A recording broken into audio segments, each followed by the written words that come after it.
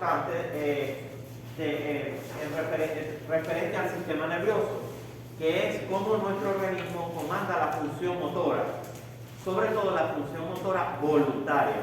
Hemos visto muchos ejemplos cuando hablamos de, por ejemplo, del digestivo, hablamos de muchas funciones viscerales, ¿okay?, que eran involuntarias, el movimiento del músculo intestinal, movimiento de los ureteres, etcétera, etcétera. O sea, muchas situaciones en las cuales el músculo, en este caso musculatura lisa, tiene una regulación que no depende de nuestra voluntad. Pero la musculatura estriada esquelética va a depender básicamente de un comando que es voluntario. ¿Okay? ¿Qué quiere decir que hablemos de función motora voluntaria? Es una función que viene comandada desde la corteza cerebral, desde la neocorteza, es decir, que es una función que tiene conciencia, es decir, la persona tiene conciencia del movimiento que va a ejecutar. Pero eso no es así tan fácil, no es así tan elemental.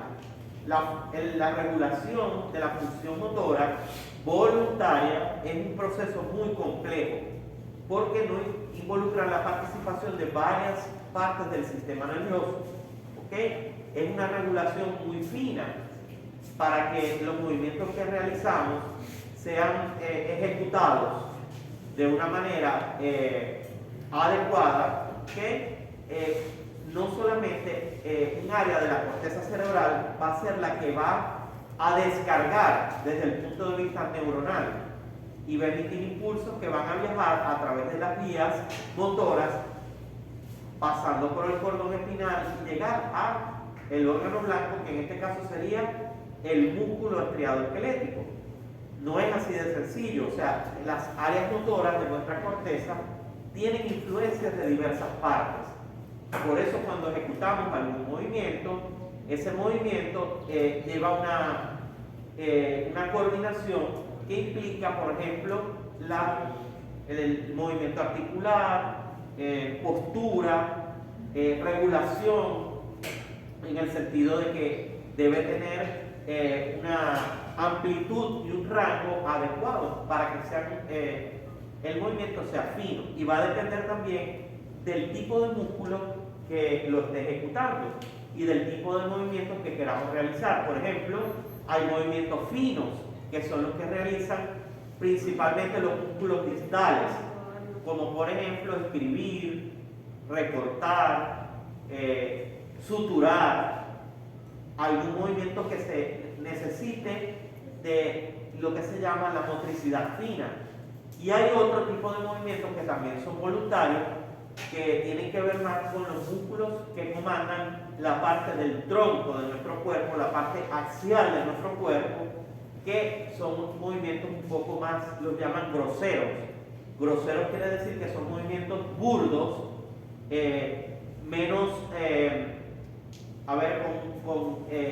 no necesitan no son tan meticulosos, sino que permiten, por ejemplo, desplazarnos, lo que es la marcha, mantenernos de pie, adoptar una postura, y eso se llama motricidad gruesa. Esa motricidad, tanto fina como gruesa, va madurando a lo largo de la vida, ¿okay? Y tiene una maduración que va desde un sentido proximal a un sentido distal. Tiene que ver con la formación de esas conexiones dendríticas en la corteza cerebral que, como vamos a ver, dependen de la neuroplasticidad.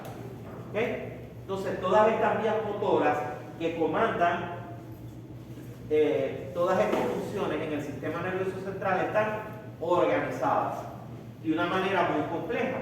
Entonces, el movimiento voluntario va a requerir, en primer lugar, que el cerebro, junto con otras estructuras como lo es el cerebelo, logren planificar el movimiento antes de ejecutarlo. El movimiento, cualquier movimiento voluntario es planificado tanto a nivel cortical como también en el cerebelo. Además, esa planificación hace que estos movimientos sean ejecutados de una manera muy fina, ¿ok? Y además hay un ajuste de estos movimientos para que los podamos realizar sin producir algo que se llama dismetría. La dismetría es cuando una persona ejecuta un movimiento, por ejemplo, se va a tocar la nariz, la punta de la nariz con el índice.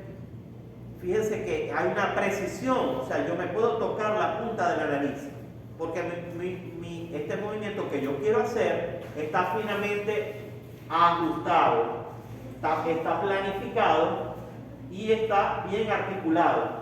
Pero si mis funciones motoras no son adecuadas, cuando yo me voy a tocar la punta de la nariz, no logro hacerlo de una forma precisa, sino que me salgo del rango o del punto que yo quiero ejecutar. Eso se llama dismetría. ¿Ok? Entonces, ese sistema motor voluntario tiene tres características o dos características fundamentales. En primer lugar, que aprende haciendo. Nosotros aprendemos muchas cosas a lo largo de la vida en la medida en que la vamos ejecutando. Cada vez que ejecutamos algún movimiento y lo repetimos, lo vamos perfeccionando. Si yo quiero aprender a recortar, o los niños cuando están aprendiendo a recortar, o cuando están aprendiendo a escribir, entre más caligrafía hagan, o entre más recortes hagan, su función o su motricidad fina va a mejorar, se va a perfeccionar. O ya cuando somos adultos que queremos, por ejemplo, hacer una maqueta, si yo voy a hacer una maqueta tengo que aprender a medir, tengo que aprender a tener precisión, y esos movimientos yo los voy a mejorar en la medida en que los repito. Si quiero aprender a suturar, yo tengo que observar primero y luego hacerlo varias veces, ¿okay? Para mejorar ese movimiento en la medida en que lo voy realizando en forma repetida o secuencial. Eso implica que en la repetición haya una mejora en el desempeño del movimiento voluntario. Y todo esto va a depender de que cada vez que yo ejecuto un movimiento, hay más sinapsis, hay más conexiones interneuronales, esas neuronas motoras se comunican más, hay una mayor arborización, hay una mayor cantidad de información dendrítica y de sinaptogénesis.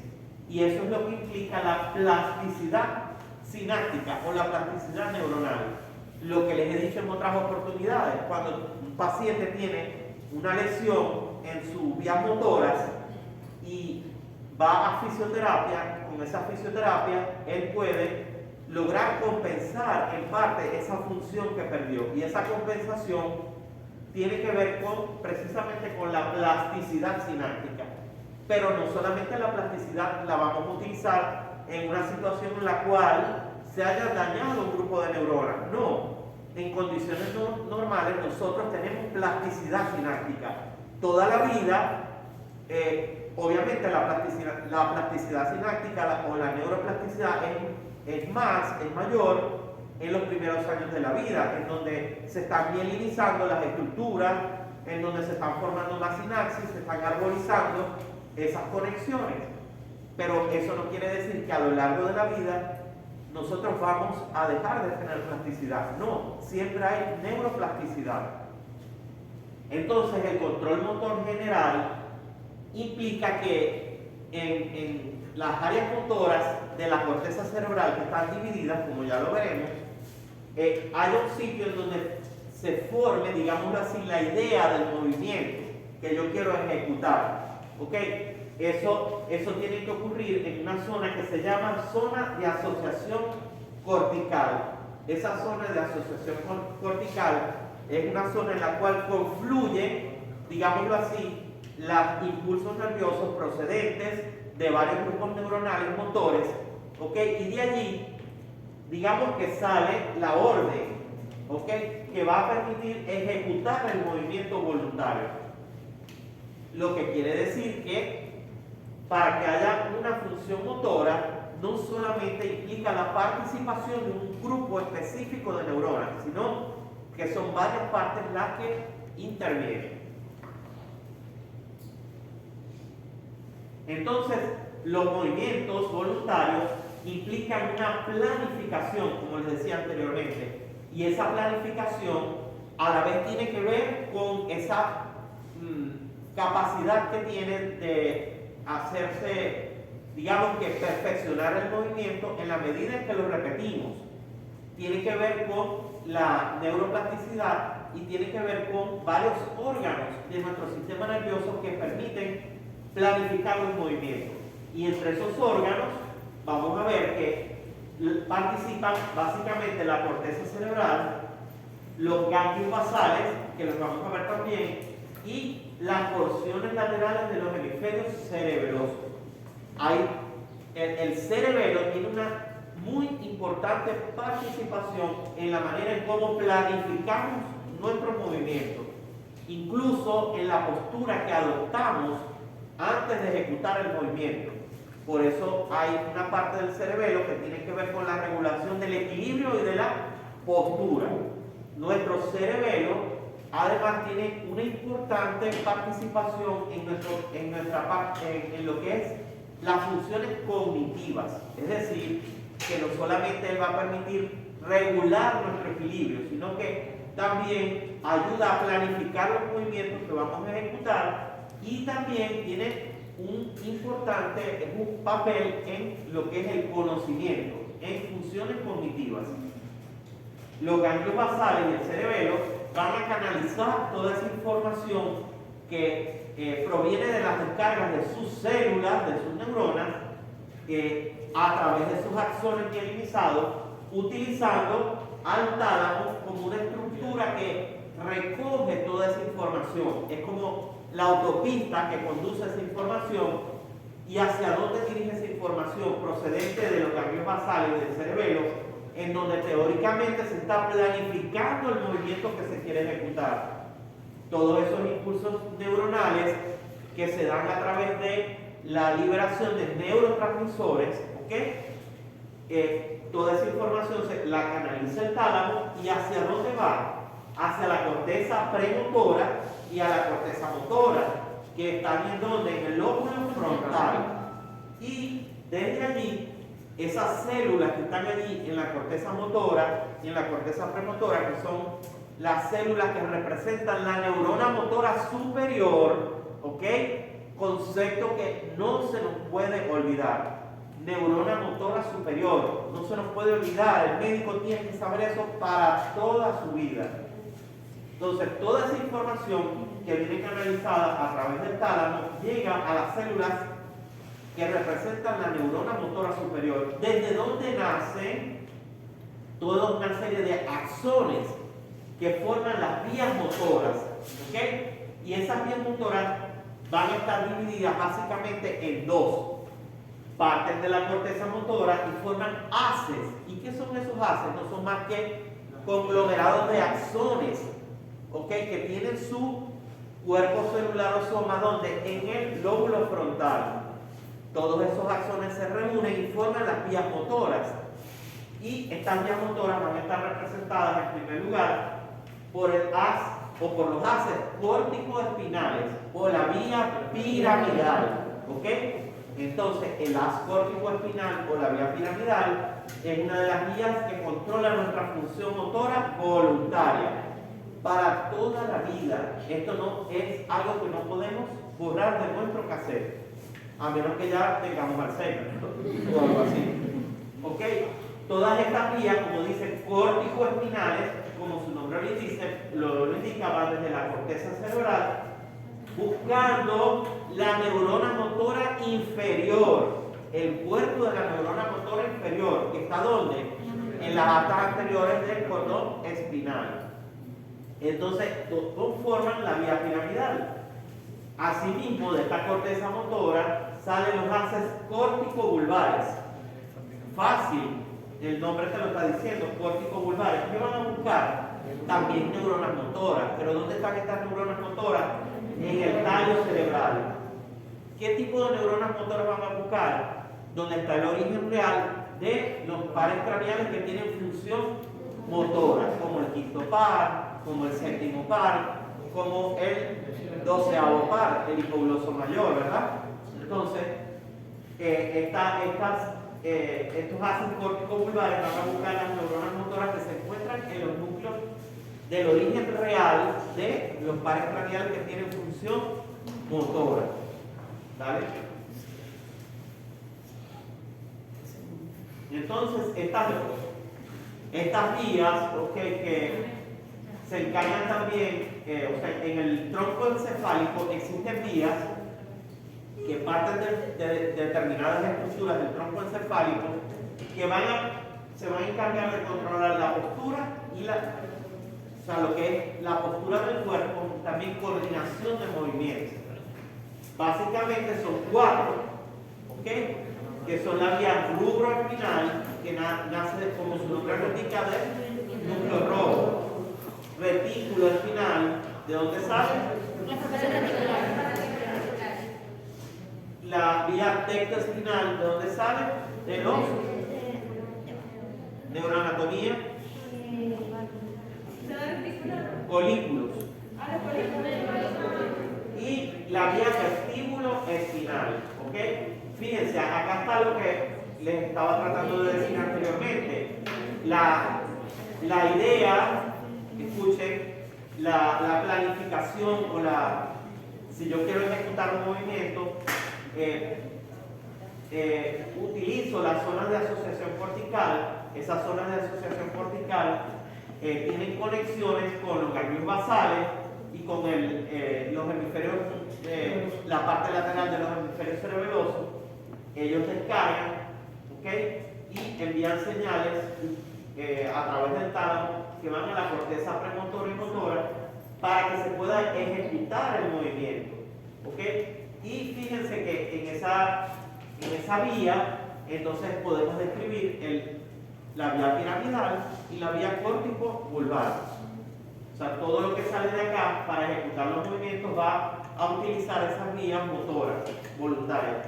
Una vez que ese movimiento sea ejecutado, existe una retroalimentación desde la periferia, en donde se está ejecutando los movimientos, a través de la propiocepción, que va a informar nuevamente a la corteza cerebral sobre la ejecución de ese movimiento y sobre la regulación del mismo. ¿Vale?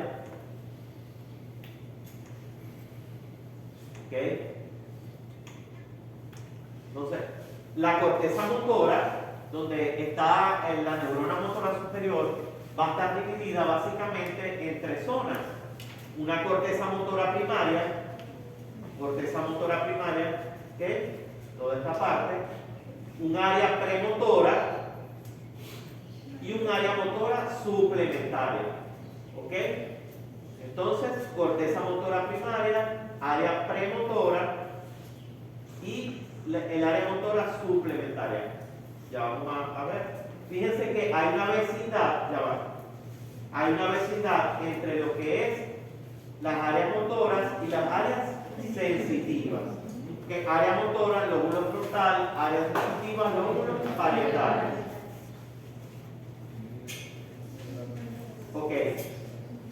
Vamos a hablar un poco de la corteza motora primaria. ¿Dónde está ubicada la corteza motora primaria? Por delante de la circunvolución precentral. Aquí hay un error. Por delante de la circunvolución precentral en el lóbulo frontal y se extiende hacia el surco central o la cintura de Rolando. Vamos a decir que su representación la llamamos el área 4 de Brockman. No sé si eso lo vieron en neuroanatomía. O sea, cuando hablamos de área 4, entonces hablamos de la corteza motora primaria. Y lo más importante es recordar que está en el lóbulo frontal, coincidiendo con la circunvolución precentral. Desde el punto de vista fisiológico, nosotros tenemos que entender que en esa corteza motora primaria existe una representación de nuestro cuerpo. Una representación de nuestro cuerpo que se llama homúnculo motor. Y ese homúnculo motor va en la representación cortical de nuestro cuerpo, que es el homúnculo motor, va a depender de la función que la naturaleza de la función que realice cada parte de nuestro cuerpo y la importancia que tenga esas funciones para el ser humano en relación a su evolución. ¿Ok? Por ejemplo, las áreas que tendrán una mayor representación en el homúnculo motor tienen que ver con la comunicación, con el lenguaje.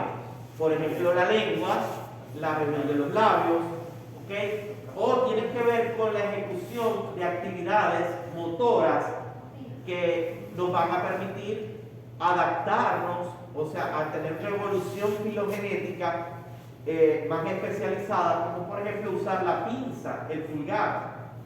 ¿Ok?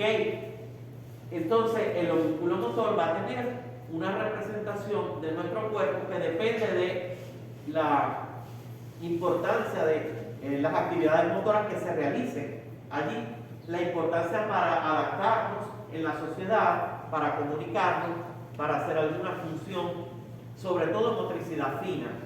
Y además, tenemos que tener en consideración que el homúnculo motor está invertido, ¿ok? Es decir, que la parte más superior de esa representación del homúnculo estaría dada por los miembros inferiores, ¿ok? Mientras que la parte inferior del homúnculo estaría dada por la región facial, la lengua, los labios, ¿ok? Y además, la mayor parte de los grupos neuronales van a estar distribuidos, por ejemplo, en lo que representa la mano, la motricidad fina, lo que representa la lengua, el lenguaje. Entonces, los pies están en la parte superior de la circunvolución y la cara en la base. Es muy importante esta parte. Las zonas faciales, escuchen, las zonas faciales tienen una representación a ambos lados. Cuando vean semiología, que vean las lesiones que tienen que ver con el séptimo par facial, que el séptimo par, que es el nervio facial, entonces van a ver que cuando se lesiona el nervio facial, podemos distinguir dos tipos de parálisis o de lesión del nervio facial. Una que se llama parálisis facial periférica, que compromete toda la hemicara, y una parálisis facial que se llama central, que compromete solamente la parte inferior de la cara, no se compromete la parte superior.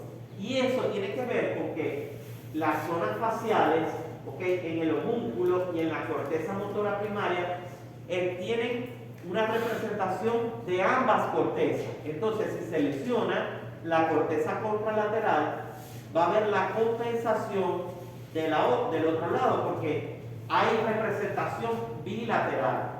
O sea, eso nosotros ahorita ustedes no tienen que llevárselo, ¿verdad? Que para entender, cuando estudien las parálisis del séptimo par, en esos dos tipos, séptimo par central, cuando se lesiona la corteza motora, cuando la parálisis la lesión del séptimo par viene por una lesión que está arriba en la neurona, acompañando a la neurona motora superior. Cuando se lesiona, aparece una parálisis facial periférica, ¿ok? El compromiso es de toda la hemicara, ¿ok? ¿Por qué? Porque en el homúnculo motor y en la corteza motora primaria, la zona facial tiene una representación bilateral. El resto es unilateral. Entonces es importante que ustedes recuerden eso. ¿Vale? Acá lo tienen, fíjense cómo está el homúnculo dispuesto. Está al revés y las zonas que tienen mayor representación están dadas por la función que ejecutan. Entonces la zona motora cortical controla, importante, la musculatura del lado opuesto del cuerpo. ¿Ok? Controla la musculatura del lado opuesto del cuerpo. La representación de cada parte del cuerpo está basada en el tamaño proporcional a la destreza en la que se utiliza para ejecutar los movimientos finos, la motricidad fina que les estaba diciendo. La zona del habla, que tiene que ver con la comunicación, y los movimientos de la mano, tienen una gran representación cortical. Fíjense, aproximadamente 50% de los músculos. Y gracias a esta corteza motora primaria se puede dar la ejecución de los movimientos voluntarios. No se les puede olvidar el homúnculo, que para toda su vida. ¿Vale? Ok, también existe una zona que está anterior a la corteza motora primaria que se llama zona suplementaria o área motora suplementaria. Esta área motora suplementaria está en la parte superior del surco del cíngulo y ocupa la cisura longitudinal. Ella se proyecta hacia la corteza motora primaria, o sea, está en vecindad con ella. Y también tiene una representación somatotrópica, es decir, tiene también un homúnculo, una representación o un mapa del cuerpo. Quizás no tan fino como el que está en la corteza motora primaria. ¿Y cuál es la función de esa área motora suplementaria? Ese grupo de neuronas permite que nosotros, antes de realizar un movimiento, fijemos haya fijación de los segmentos corporales. Si yo voy a sentarme, ¿ok? Si yo voy a sentarme, primero, ¿ok? Me detengo, fijo, y después me siento, ¿ok? Entonces yo puedo, antes de ejecutar un movimiento, tengo que fijar o dejar sin movimiento ciertos segmentos corporales. Si no fuera por el área motora suplementaria, mi movimiento no sería coordinado, ¿ok? Además, permite realizar movimientos de postura o cambios posturales y planifica y organiza los movimientos. El área premotora, ¿ok? Se encuentra, fíjense, de 1 a 3 centímetros por delante de la corteza motora, situada anterior a la primera circunvolución precentral.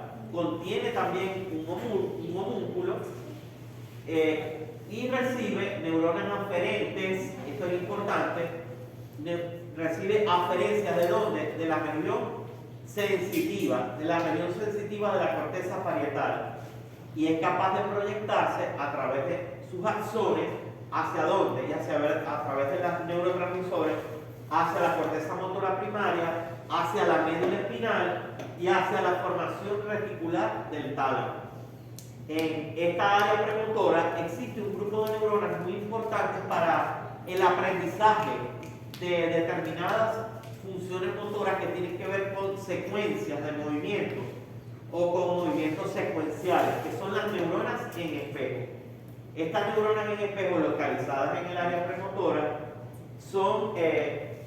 reflejan ese comportamiento de una tarea motora específica que cuando uno la observa, o sea, si yo observo por ejemplo cómo alguien se monta en una bicicleta, cómo una persona logra montarse en una bicicleta, ¿okay? O cómo logra saltar, o cómo logra suturar. A mí me gusta siempre ese ejemplo.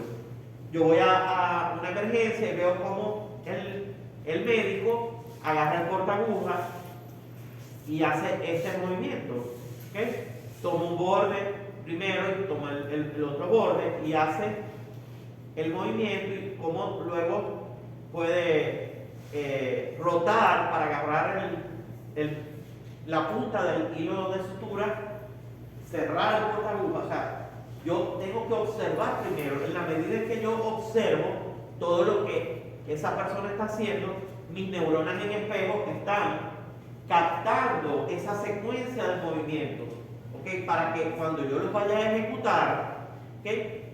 Ya yo tenga mis áreas del cerebelo y en los ganglios basales y también en la corteza tengan una planificación de ese movimiento, ¿okay?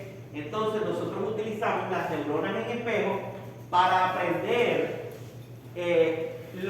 a hacer, cuando yo observo a alguien, para aprender a hacer lo que esa persona está ejecutando, ¿okay? Una actividad motora realizada por otra persona. Yo la almaceno en ese grupo de neuronas en espejo. Cuando me toque ejecutar a mi movimiento, yo tengo esa información.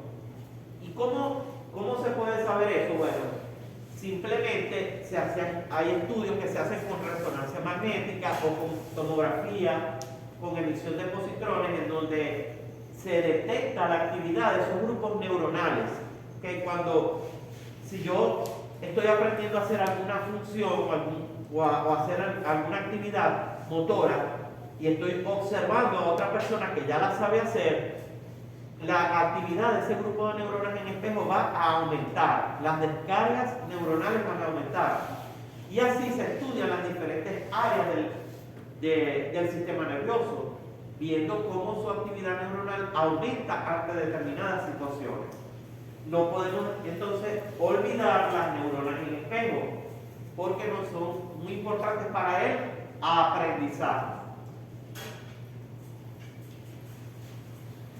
El área premotora entonces permite aprender patrones de movimiento mucho más complejos, lo que les estaba diciendo.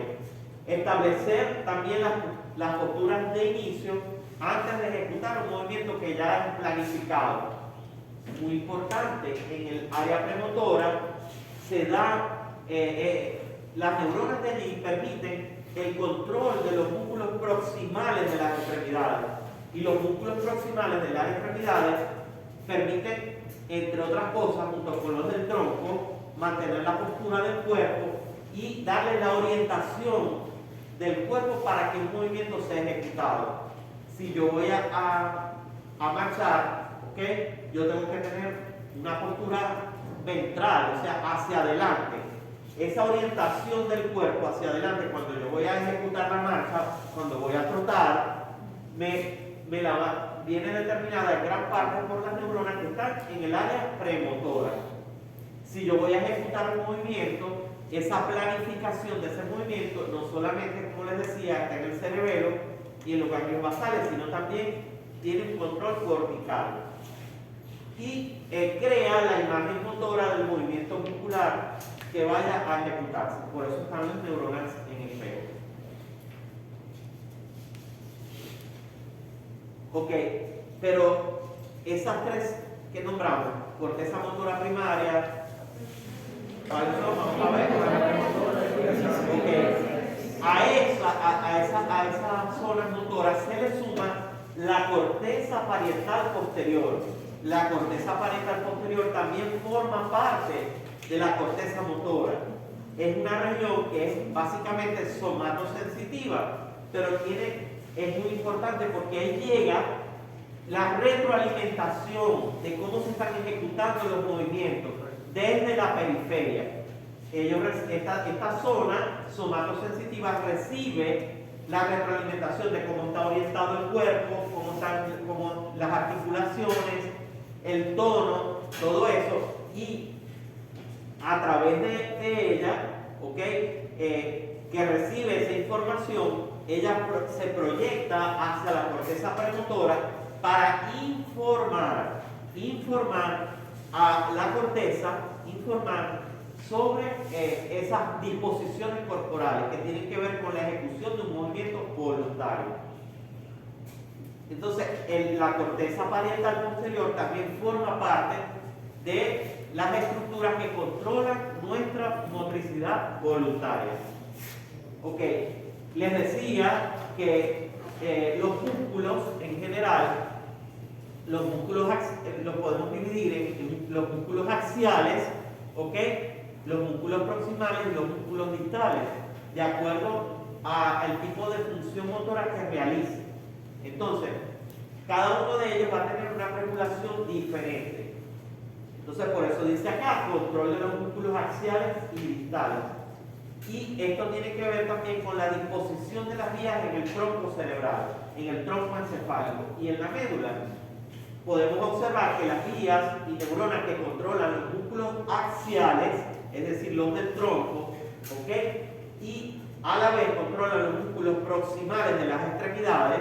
Escuchen, estamos hablando del tronco encefálico, ¿ok? Ya dijimos que músculos axiales y proximales tienen una regulación un poco distinta de los músculos distales, ejecutan funciones diferentes. Los músculos distales son movimientos finos, precisos, motricidad fina. Los músculos proximales y axiales tienen que ver con la postura del cuerpo, con el equilibrio, ¿ok? Y con movimientos gruesos, una motricidad no tan fina. Entonces, las vías que controlan ambos grupos de músculos tienen una disposición anatómica diferente en el cordón espinal, en el tronco encefálico y también en el cordón espinal.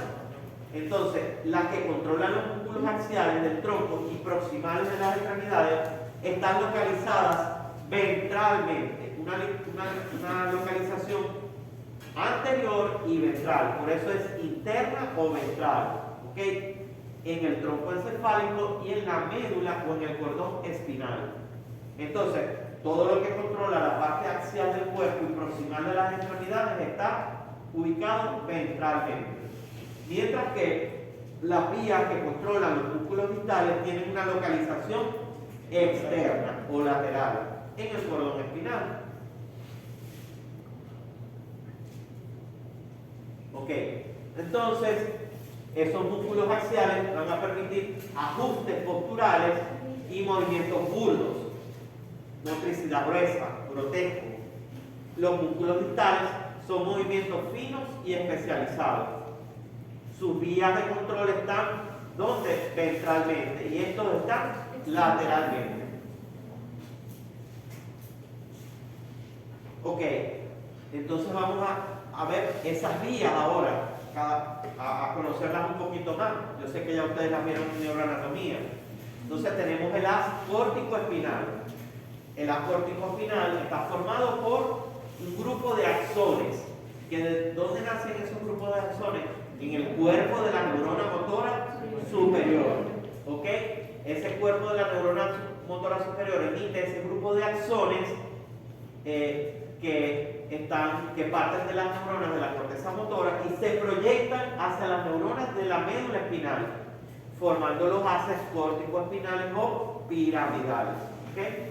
Entonces, las neuronas de la corteza motora emiten prolongaciones axonales que forman el haz córtico-espinal. Okay. Una vez que se ha formado el haz córtico-espinal, fíjense, un 20% de ese grupo o de ese grupo de axones que se reúnen, un 20% va directo, no se cruza, ¿ok? Sino que va directo, no se cruza en el tallo cerebral, sino que va directo ¿a dónde? Al cordón espinal y forman el famoso haz córtico-espinal ventral, ¿ok? Entonces, ¿dónde nace? En el cuerpo de la neurona motora superior. Se reúnen los axones, tienen varias estaciones, por supuesto, forman el fascículo córtico-espinal. Todo ese grupo de axones, un 20% coge derecho, coge recto, y forman el haz córtico-espinal ventral, porque van a la parte anterior del cordón espinal, y es el haz córtico-espinal ventral. Mientras que la mayoría no agarra derecho, sino que se desvía. El 80% se desvía, se decusa, ¿ok? Se decusa, ¿en dónde? En las pirámides medulares. Y forman el haz córtico-espinal externo, que es en la vía piramidal, propiamente dicha. Esta es la piramidal directa o no cruzada, y este es el haz piramidal, el famoso haz piramidal, que es otra cosa que nunca ningún médico puede olvidar. Ya sabemos que nace en la neurona motora superior, y estos conceptos ustedes los tienen que aplicar en el semestre que viene o el año que viene cuando vean semiología. Si ustedes no saben esto, no van a entender la semiología. ¿Okay? Entonces, un 80% va cruzado, y por eso es que si selecciona la vía piramidal del lado derecho, entonces la disminución, la pérdida de la fuerza muscular o de la actividad motora voluntaria va a ser manifestada en sentido contralateral. ¿Ok? La otra. Aquí tenemos la trayectoria un poco más específica del haz córtico-espinal. ¿Dónde nace? En las células piramidales grandes o células de Bess, así se le llaman, que están en la corteza motora, en el lóbulo frontal. células motoras en la circunvolución presental que forman la zona 4, células piramidales grandes o células de pez. Todos esos axones se reúnen, pasan por la corona radiada, luego el brazo posterior de la cápsula interna, ¿ok? Llegan al mesencéfalo y en el mesencéfalo el 80% de la fibra se decusa. Pedúnculo cerebral, protuberancia angular.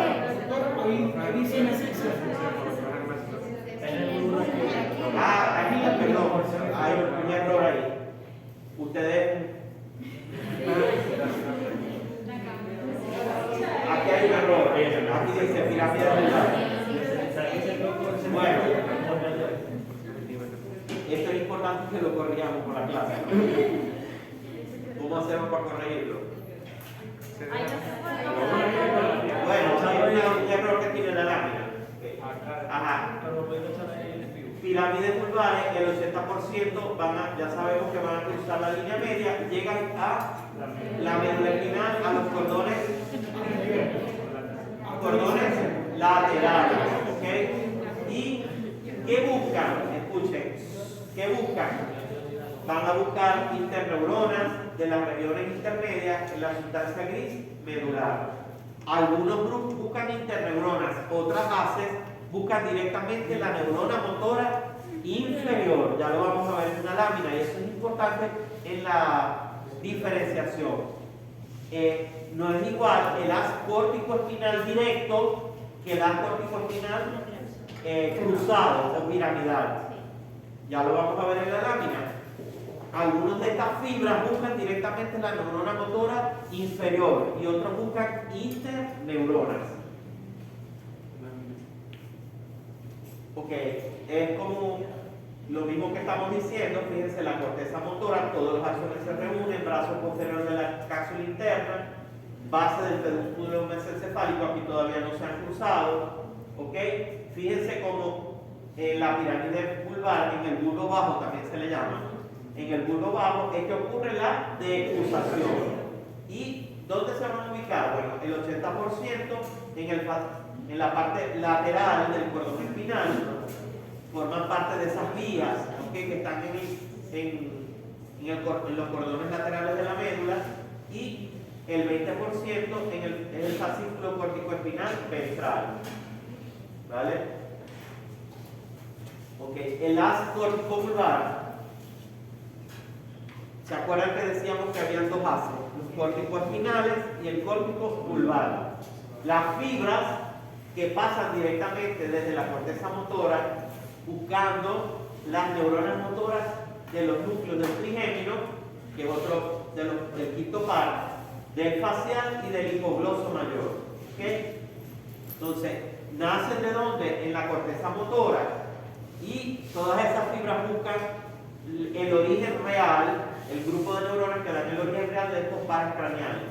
Entonces, todos estos axones de la vía córtico-vulvar se cruzan, también se decusan a través del origen desde la cápsula interna, pedúnculo cerebral, descienden con las fibras del haz córtico-espinal en la protuberancia anular y en el bulbo y llegan a los núcleos de los pares craneales. Entonces, el haz córtico-vulvar también se decusa. ¿Ok? Dale. Entonces, podemos ver que cuando hablamos del sistema motor en general, él va a tener dos tipos de representaciones de grupos neuronales: la neurona motora superior y la neurona motora inferior. La neurona motora superior, ¿dónde está? En la circunvolución frontal ascendente, en el lóbulo frontal. Y la neurona motora inferior va a estar ¿dónde? En el cordón espinal, ¿verdad? En la sustancia gris del cordón espinal.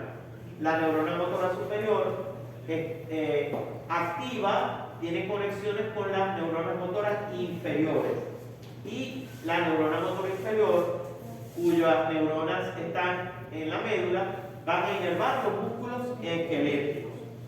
Cuando nosotros tenemos una lesión de la neurona motora superior, escuchen, la lesión de la neurona motora superior, cuando el territorio la vascularización que permite llegar llevar el flujo sanguíneo hacia el lóbulo frontal, por ejemplo, a través de la arteria. Vamos a ver cómo es esa irrigación del territorio vascular cerebral. Cerebral anterior. Empezar por las arterias vertebrales, las arterias vertebrales. Circuito anterior, vamos a ver. ¿Ah?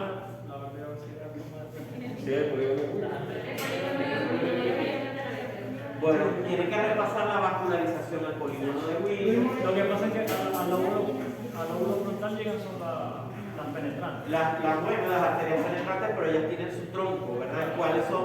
Y cada parte, o sea, cada zona va a tener un territorio vascular. Entonces, si ese territorio vascular se afecta, por ejemplo, en el parietal la más común es la arteria cerebral media. Ajá, exactamente.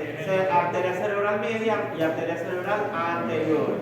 Entonces, las lesiones de esas arterias oclusivas que comprometen la vascularización de esa zona de la corteza cerebral van a producir lesión de las neuronas motoras superiores, ¿ok?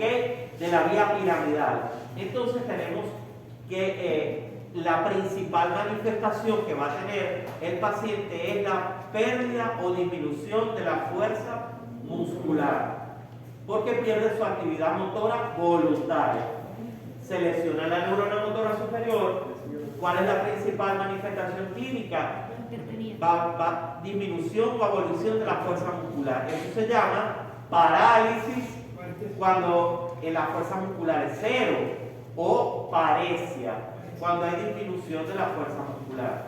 Entonces, neurona motora superior, el primer signo de la neurona motora superior es la parálisis o paresia, pero es contralateral. Muy bien, es contralateral porque la vía es cruzada.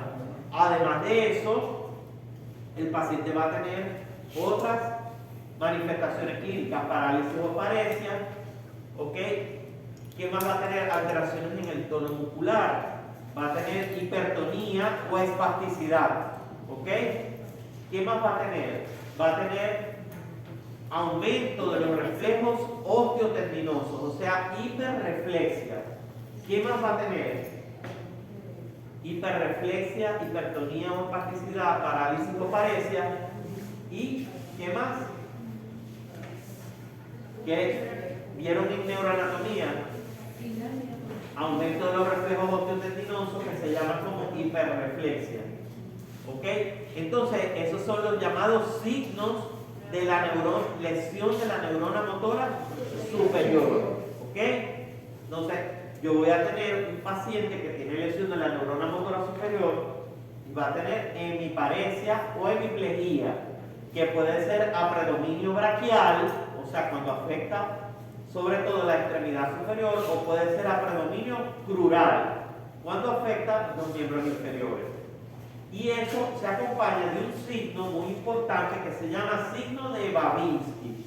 No se les puede olvidar el signo de Babinski. El signo de Babinski es un signo en donde al estimular el dorso o la planta del pie en la parte externa y llevarlo hasta la raíz de los dedos, normalmente la respuesta sería flexión de los cortejos o de los dedos del pie. Pero cuando hay signo de Babinski, ellos se extienden en abanico. Hay una dorsiflexión del primer dedo y extensión en abanico del resto de los dedos del pie. Eso se llama signo de Babinski. El signo de Babinski es normal en el recién nacido y durante todos los primeros meses de la vida. A medida que ocurre maduración neurológica, el signo de Babinski va a desaparecer. Es decir, que luego del primer año de vida, la persistencia del signo de Babinski es un signo patológico y indica que hay lesión de la neurona motora superior. ¿Okay? Entonces, parálisis o paresia, hipertonía o espasticidad, y ahorita les digo por qué hay hipertonía o espasticidad. ¿Qué más dijimos? Hiperreflexia osteotendinosa, signo de Da Vinci, y hay otro signo que se llama clonus, ¿ok? Que son movimientos repetitivos, lo van a ver en semiología. Clonus, clonus, C-L-O-N-U-S, clonus, sí, son movimientos repetitivos. ¿Por qué? Porque la neurona, acuérdense que la neurona motora superior activa las neuronas motoras inferiores. Si está lesionada, esa no solamente activa, sino que también regula las descargas de las neuronas motoras inferiores. Si la vía piramidal está lesionada, las neuronas motoras inferiores pueden tener descargas incontroladas o descontroladas. Y eso se manifiesta con aumento de los reflejos osteotendinosos, con el clonus, ¿ok? Y con todo ese aumento del tono muscular que se llama espasticidad. Entonces, ustedes si quieren lo anotan, porque eso no lo van a tener así tan fácil en el libro, y yo les aseguro que eso les va a servir para toda la vida. Signos de la neurona motora superior: parálisis o paresia, hipertonía o espasticidad, aumento de los reflejos osteotendinosos, clonus y el signo de Da Vinci. Ok.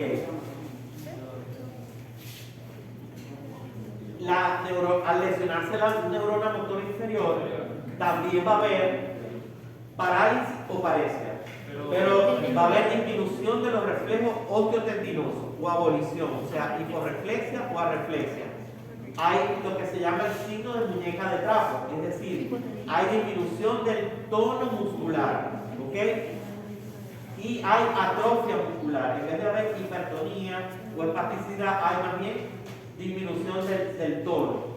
Y hay disminución también del trofismo hacia los músculos. Los músculos, al dejar de tener la estimulación, empieza a disminuir la masa muscular. ¿Ok? Y ahí sería un lateral. Porque ya la vía viene, exacto, ya la vía viene cruzada. Acá está lo que les decía hace rato. Fíjense cómo el haz córtico-espinal, el directo, es decir, el que no se cruza, el 20% de esa fibra, viene al cordón espinal. Pero él no busca la neurona motora inferior directamente, busca interneuronas, que es una diferencia importante. Busca el piramidal directo que está en la parte anterior.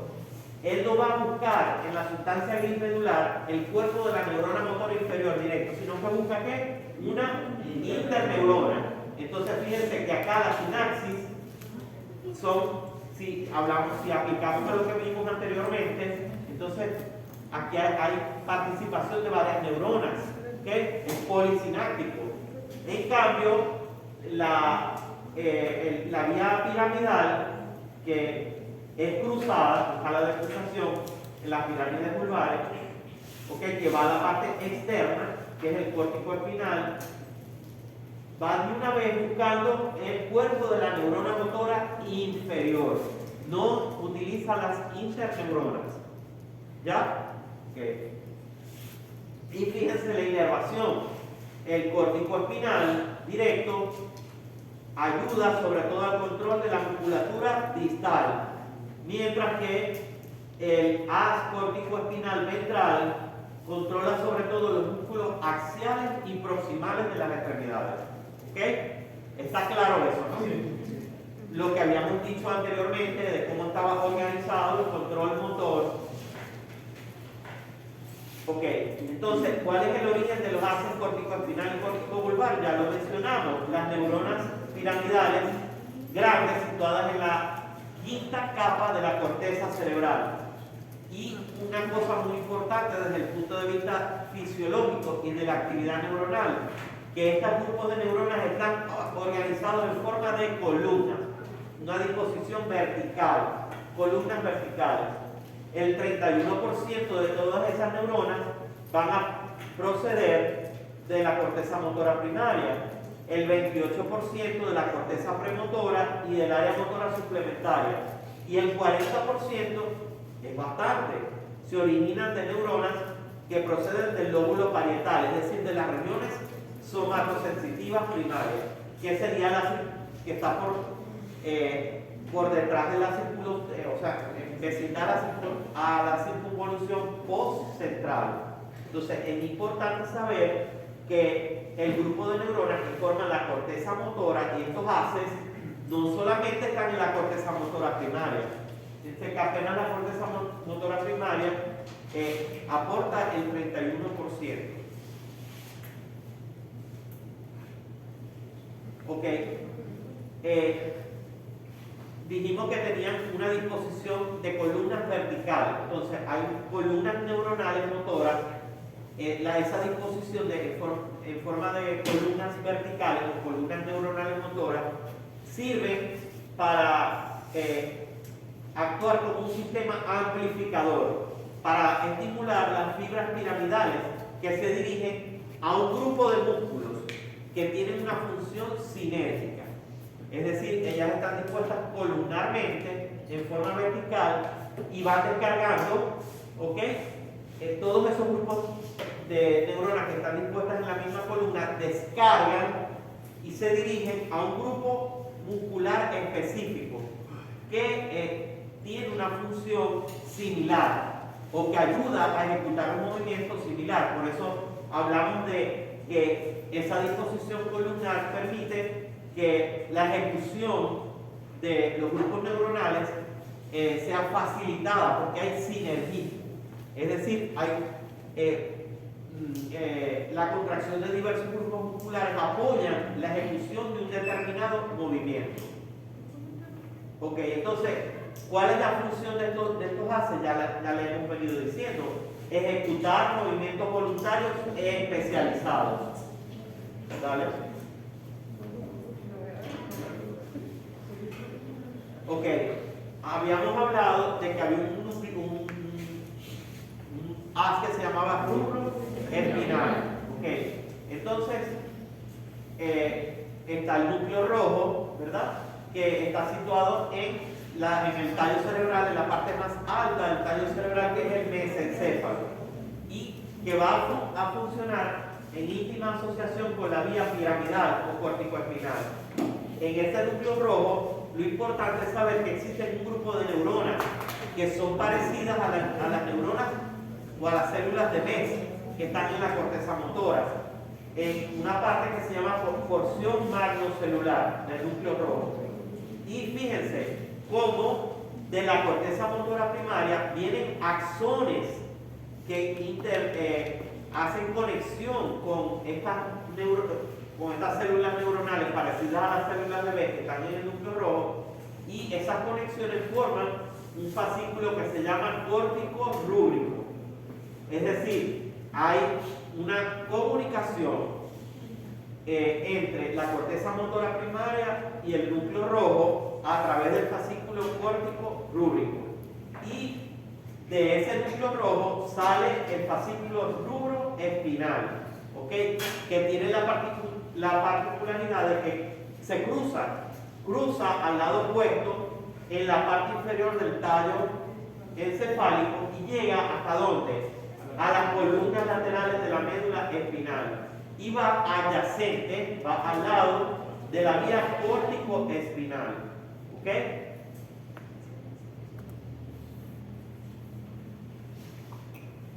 Entonces, ¿cuál es la función de este fascículo córtico rubro-espinal? Actúa como una vía accesoria que permite transmitir señales relativamente diferenciadas desde la corteza motora hasta la médula espinal. ¿Okay? Por eso es accesorio al fascículo córtico-espinal. Entonces, identificamos el fascículo córtico-espinal y rubro-espinal que me va a permitir controlar o va a representar, mejor dicho, el sistema motor lateral de la médula. ¿Ok? Entonces, si a mí me preguntan en el cordón espinal o el cordón medular, en la parte externa o lateral, ¿quién representa qué haces o fascículos hay allí para el control motor? El principal es el córtico espinal o la vía piramidal, pero no es el único.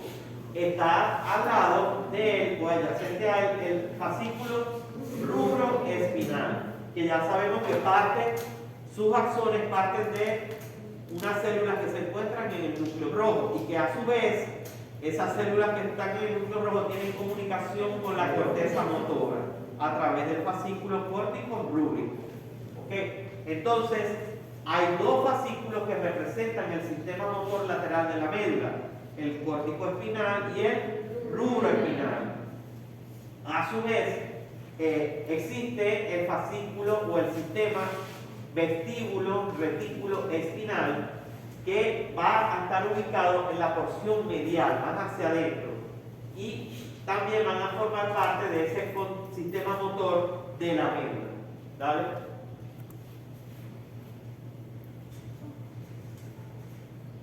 Entonces, hace rato dijimos que la corteza motora también recibe una retroalimentación de la periferia. Esa retroalimentación somatosensitiva, que es la que va a informar o va a controlar la precisión de todos los movimientos que ejecutemos.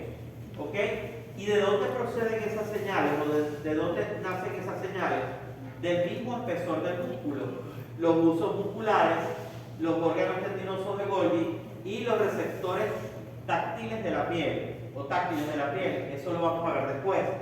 Es decir, que estas estructuras permiten captar la información en la periferia de la tensión muscular, ¿okay? Cuando se está ejecutando un movimiento, lo que sobre todo tensión muscular, la posición de las articulaciones, la orientación del cuerpo, la orientación espacial, todo esto, toda esa información es recogida y va a entrar al cordón espinal por las raíces posteriores, ¿verdad?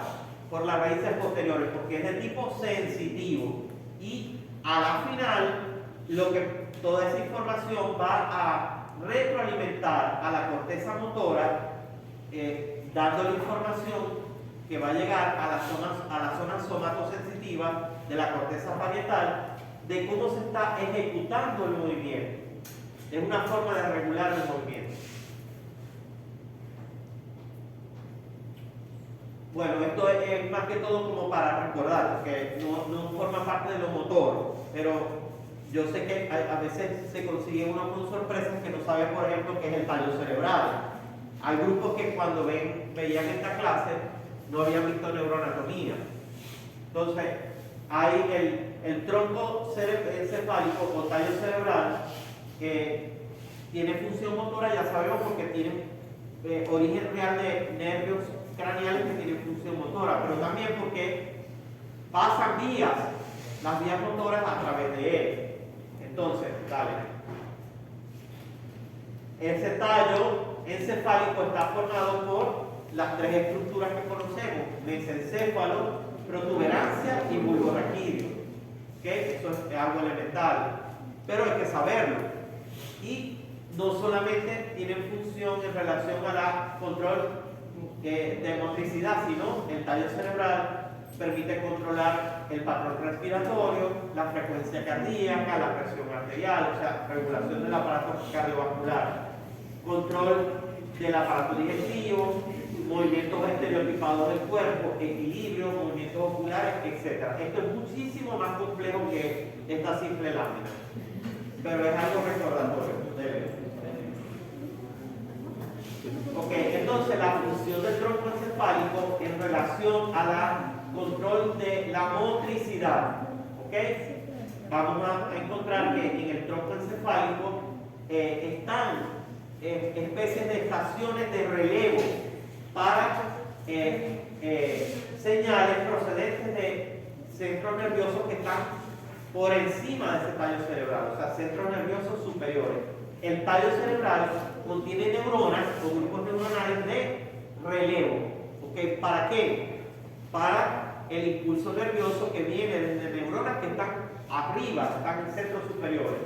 Él también es capaz de controlar el equilibrio y o participar en el control del equilibrio y del movimiento que se realiza en forma conjunta en el cuerpo a través de los núcleos reticulares, ¿okay? Y de los núcleos vestibulares. los núcleos reticulares, bien sea en la protuberancia, por eso se llaman pórticos o vulvares, y los núcleos ventriculares, que tienen que ver con el control que tiene el cuerpo sobre la fuerza de la gravedad, es decir, el soporte del cuerpo en contra de la gravedad o antigravitatorio. ¿Vale? Entonces encontramos, ¿qué hora es? Las 5. Bueno, terminamos y el sistema retículo continuo, ¿ok? Parte de los núcleos reticulares continuos, ¿ok? De allí se generan señales excitatorias y extendentes a través del fascículo que se llama retículo espinal continuo, ¿ok? Buscando las motoneuronas anteriores mediales. Motoneuronas anteriores mediales. Y habíamos dicho que comandaban esas motoneuronas anteriores mediales la función de los músculos axiales y proximales del cuerpo. Entonces, cuando estas motoneuronas anteriores y mediales del cordón espinal comienzan a descargar, van a activar los músculos axiales del cuerpo, es decir, los del tronco, los paravertebrales, o sea, muchos, ¿no? Pero para que tengamos una idea, los músculos paravertebrales, y permiten que nosotros adoptemos una postura erguida, es decir, nos van a sostener en contra de la gravedad, ¿ok? Entonces, fíjense lo importante que es comprender que estos núcleos reticulares que están en la protuberancia provienen en parte que nosotros podamos mantenernos de pie en contra de la fuerza de la gravedad, ¿ok? Y eso viene dado por este fascículo, ¿ok? Que transporta señales excitatorias. ¿Qué quiere decir que un fascículo transporte señales excitatorias? Probablemente esas neuronas se comuniquen unas con otras liberando neurotransmisores excitatorios, ¿ok? Entonces, que van a buscar las neuronas motoras anteriores y mediales, porque ahí es donde está el control motor de la parte axial y proximal, de los músculos proximales de las extremidades, para que nosotros podamos ponernos de pie. ¿Ok? Está el sistema retículo. Dale el anterior para que nos organicemos. Retículo continuo. ¿Ok? Dale la que viene. Retículo vulvar. Núcleos reticulares vulvares. Aquellos que eran continuos. Estos son vulvares. Estos envían señales inhibitorias. Muy importante. ¿Ok? A través del fascículo retículo espinal vulvar. Que también van a buscar las motoneuronas anteriores mediales, pero van a actuar sobre los músculos que hacen lo contrario, o sea, los antigravitatorios, ¿ok? Lo mismo, van a permitir que nosotros podamos mantenernos de pie y nos podamos, o cuando estamos acostados, nos podamos levantar.